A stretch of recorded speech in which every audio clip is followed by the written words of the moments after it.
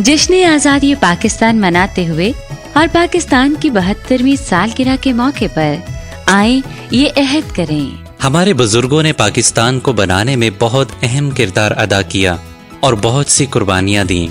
आज जरूरत इस बात की है कि पाकिस्तान के इस्तेहकाम के लिए और पाकिस्तान में अमन कायम करने के लिए हम सब एक हो जाएं, ताकि हसद की दीवारों को गिराकर मोहब्बत का परचम बुलंद करें, बदला लेने की ख्वाहिश को खत्म करके माफी का परचम बुलंद करें, जहां गलती है वहां सदाकत का परचम बुलंद करें, जहां शक है वहां ईमान का परचम बुलंद करें, जहां मायूसी है वहां उम्मीद का परचम बुलंद करें, जहां लाइल्मी की तारीकी है वहां इल्म की रोशनी का परचम बुलंद करें, जहां लड़ाई झगड़ा है वहां इत्तफाक और इत्तेहाद का परचम बुलंद करें, जहां जंग है वहां अमन का परचम बुलंद करें।